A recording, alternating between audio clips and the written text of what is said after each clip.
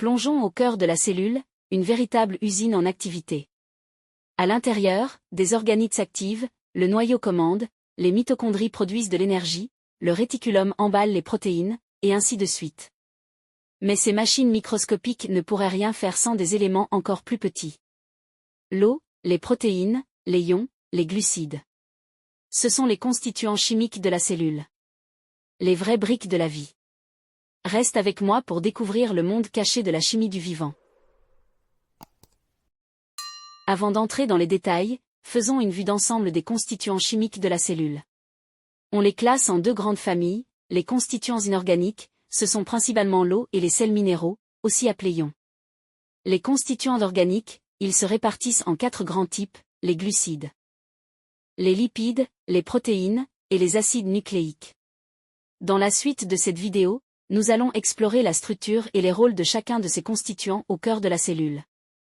Commençons par les molécules inorganiques. Et parmi elles, l'eau. La molécule vitale. La molécule d'eau est composée de 2 atomes d'hydrogène et un atome d'oxygène. Ils sont liés entre eux par des liaisons covalentes. Mais ce n'est pas une molécule linéaire.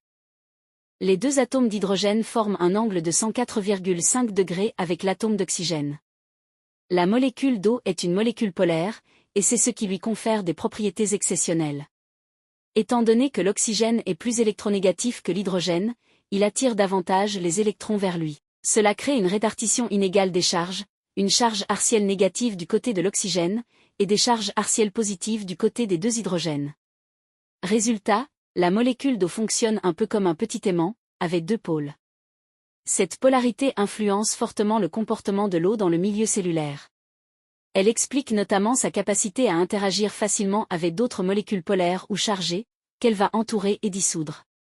On parle alors de caractère hydrophile pour ces molécules. À l'inverse, les molécules apolaires comme les lipides sont dites hydrophobes, elles ne se mélangent pas à l'eau et tendent à s'en regrouper à l'écart. Grâce à sa polarité, l'eau peut dissoudre une grande variété de substances, sels, sucres, acides aminés, ions. L'eau n'est pas seulement un support, elle participe aussi à certaines réactions. Par exemple, dans l'hydrolyse, l'eau brise des liaisons entre molécules, comme lors de la digestion des protéines ou des sucres. Dans les cellules, et dans tout l'organisme, l'eau permet le transport des nutriments, des déchets, des gaz. L'eau a aussi une capacité thermique très élevée. Cela signifie qu'elle absorbe et libère la chaleur lentement, ce qui aide la cellule à stabiliser sa température interne. Et finalement, l'eau apporte de la souplesse et de la résistance. Comme exemple, le liquide céphalorachidien qui protège l'encéphale. Après l'eau, intéressons-nous à d'autres constituants inorganiques tout aussi essentiels, les sels minéraux, ou plus précisément, les ions. Les éléments minéraux, ce sont des substances inorganiques, c'est-à-dire qu'elles ne contiennent pas de carbone lié à de l'hydrogène comme les molécules organiques. On les retrouve dans tous les êtres vivants, sous 2 formes principales, les sels, souvent présents dans les structures solides de l'organisme, comme les os ou les dents, riches en sels de calcium et de phosphore. Les ions, qui sont des atomes portant une charge électrique, positive ou négative, dissous dans les liquides de la cellule ou du corps, comme Na+, K+. En fonction de leur quantité dans l'organisme, les éléments minéraux sont classés en 2 grandes catégories. Les macroéléments, ce sont ceux que l'on retrouve en grande quantité dans le corps. Parmi eux, calcium, phosphore, potassium, sodium, magnésium, chlore et soufre. Et les oligoéléments, qui sont des éléments présents en très faible quantité, mais qui sont indispensables à la vie. Leur absence peut entraîner des troubles importants. Comme le fer, le zinc. Certains éléments minéraux font partie intégrante des structures du corps, ils ont un rôle structural. Prenons l'exemple du calcium et du phosphore qui renforcent les os et les dents, souvent sous forme de sels minéraux. Le phosphore participe aussi à la structure de membranes cellulaires, via les phospholipides. Le soufre entre dans la composition de certaines protéines et hormones, comme l'insuline. Les ions comme Na+, K+, et Cl-, régulent les mouvements d'eau dans les cellules et maintiennent l'équilibre osmotique. D'autres sont essentiels dans la transmission de signaux électriques le long des nerfs et dans la contraction musculaire. Le magnésium et le zinc agissent comme cofacteurs enzymatiques, ils sont indispensables pour que certaines enzymes fonctionnent. Sans ces ions, beaucoup de réactions chimiques seraient ralenties ou bloquées. Après les constituants inorganiques comme l'eau et les sels minéraux, intéressons-nous maintenant aux molécules organiques. Ces molécules sont dites organiques car elles contiennent toutes du carbone lié à de l'hydrogène. Commençons par les glucides. Les glucides sont des molécules organiques composées principalement de carbone, d'hydrogène et d'oxygène. On les appelle aussi hydrates de carbone ou sucre. On peut les classer selon leur taille, ainsi, on a les oses, ou monosaccharides. Ce sont les sucres simples, composés d'une seule unité. Le plus connu est le glucose. Le glucose est à la cellule ce que l'essence est à une voiture, une source directe et indispensable d'énergie. Et les osides, ou sucres complexes, formés par l'association de plusieurs oses, on distingue les disaccharides formés de deux oses, des polysaccharides formés de longues chaînes d'oses. Les glucides représentent pour la cellule la source d'énergie la plus rapide. C'est leur rôle principal. Le glucose est dégradé lors de la respiration cellulaire pour produire de l'ATP, l'énergie utilisable par la cellule. Certains glucides sont stockés pour être utilisés plus tard. Et constituent donc une réserve énergétique, comme le glycogène chez les animaux. L'amidon chez les plantes. D'autres glucides entrent dans la composition des structures cellulaires, ils ont donc un rôle structural. Comme la cellulose qui est le principal constituant de la paroi des cellules végétales. Des glucides sont fixés à la surface des cellules, associés à des lipides ou des protéines. Ils jouent un rôle dans la reconnaissance cellulaire, exemple du groupe sanguin. Un rôle aussi dans les réactions immunitaires. Ainsi que l'adhérence entre cellules. Et finalement, certains glucides forment des capsules protectrices autour de certaines bactéries, leur permettant de résister à l'environnement ou au système immunitaire. Passons maintenant à d'autres constituants organiques, les lipides. Il s'agit des graisses de l'organisme. Les lipides sont des molécules organiques majoritairement hydrophobes, c'est-à-dire qu'elles n'aiment pas l'eau. Contrairement aux glucides, les lipides ne se dissolvent pas dans l'eau, mais plutôt dans les solvants organiques comme l'alcool. Les lipides sont très diversifiés, mais ils ont tous en commun la présence d'acides gras, de longues chaînes de carbone et d'hydrogène, parfois liés à d'autres molécules comme le glycérol, des groupements phosphates ou des stéroïdes. Les lipides peuvent entrer dans la composition des membranes cellulaires, comme les phospholipides qui sont les briques de base de la membrane plasmique. Ils forment une couche lipidique. Cette structure contrôle les échanges entre l'intérieur et l'extérieur de la cellule.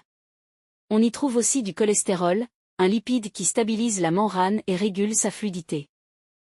Certains lipides constituent des réserves d'énergie de longue durée, on cite les triglycérides qui sont stockés dans les cellules graisseuses. Ils contiennent plus d'énergie que les glucides pour un même poids. Ils servent de réserve d'énergie à long terme, mobilisables en cas de jeûne prolongé. D'autres lipides sont transformés en molécules messagères comme les prostaglandines, qui interviennent dans la douleur et l'inflammation. Les hormones stéroïdiennes qui régulent de nombreuses fonctions. Certains lipides assurent une protection thermique en formant une couche isolante sous la peau, limitant les pertes de chaleur. Et une protection mécanique aussi des organes internes. Après les lipides, découvrons les protéines qui représentent environ 18% de la masse totale de l'organisme. Ce sont des molécules organiques essentielles à toutes les cellules vivantes. Elles contiennent des atomes de carbone, d'hydrogène, d'oxygène et d'azote, et parfois d'autres atomes, comme le soufre ou le phosphore. Les protéines sont formées par l'enchaînement de petites unités appelées acides aminés. Ces acides aminés sont liés les uns aux autres par des liaisons peptidiques, formant une chaîne appelée polypeptide. Une fois cette chaîne formée, elle se replie dans l'espace, adoptant une forme tridimensionnelle spécifique. Cette forme est essentielle pour la fonction de la protéine. Dans la cellule, les protéines remplissent des rôles fondamentaux et variés. On peut les classer en deux grandes catégories. Premièrement, on a les protéines structurales. Ce sont les protéines qui forment le matériau de construction de la cellule. Elles assurent le maintien de la forme, la cohésion et la résistance mécanique des structures cellulaires et tissulaires. Comme exemple, on peut citer l'actine et la tubuline, elles composent le cytosquelette, qui donne sa forme à la cellule et permet ses mouvements. Aussi la kératine, présente dans les cheveux, les ongles et la peau. Deuxièmement, on a les protéines fonctionnelles. Ces protéines n'ont pas un rôle de structure, mais participent activement à des fonctions précises et dynamiques au sein de la cellule. Elles interviennent dans de nombreux processus essentiels, comme les enzymes qui sont des catalyseurs biologiques qui accélèrent les réactions chimiques indispensables à la vie. Citons l'exemple de l'ADN polymérase qui copie l'ADN, et l'amylase qui coupe les glucides. On a aussi les protéines de transport membranaire qui régulent les échanges entre l'intérieur et l'extérieur de la cellule, comme les canaux ioniques et les transporteurs de glucose. Les protéines de signalisation qui transmettent des messages chimiques pour coordonner les actions cellulaires. Comme les récepteurs hormonaux. Et les protéines de défense et de reconnaissance qui identifient et neutralisent les corps étrangers. Comme les anticorps produits par le système immunitaire. Enfin, intéressons-nous aux acides nucléiques. Ce sont des molécules très spéciales, elles contiennent un code, comme un plan détaillé, que la cellule utilise pour tout diriger. Les acides nucléiques sont de grandes molécules formées par l'enchaînement d'unités appelées nucléotides. Chaque nucléotide est composé de 3 éléments, un sucre, un groupe phosphate, qui relie les nucléotides entre eux. Et une base azotée, il en existe 4 principales bases azotées dans l'ADN, adénine, thymine, cytosine et guanine. Dans l'ARN, l'uracile remplace la thymine. Dans l'ADN, les nucléotides sont disposés en 2 brins complémentaires formant une double hélice. Par contre, dans l'ARN, les nucléotides forment un rein simple. L'ADN est la mémoire génétique de la cellule. Son rôle principal est de stocker l'information génétique sous forme de gènes. Tandis que l'ARN est le messager et l'interprète de l'ADN. Son rôle principal est de transmettre et traduire le message génétique pour permettre la synthèse des protéines. Grâce à ce duo, la cellule peut lire son code génétique et produire les bonnes protéines au bon moment. Pour résumer, la cellule est comme une petite usine vivante, construite et animée par une grande diversité de molécules. D'un côté, on trouve les molécules inorganiques, l'eau, essentielle à la vie, qui constitue le milieu de toutes les réactions cellulaires, et les ions, qui participent à des fonctions clés comme l'équilibre osmotique, l'influx nerveux ou encore la contraction musculaire. De l'autre côté, les molécules organiques, bien plus complexes, assurent la structure, l'énergie et le fonctionnement global de la cellule, les glucides, sources d'énergie rapide, les lipides, réserves d'énergie et constituants des membranes, les protéines, véritables ouvrières de la cellule, à la fois structurales et fonctionnelles, et enfin les acides nucléiques, gardiens et messagers de l'information génétique.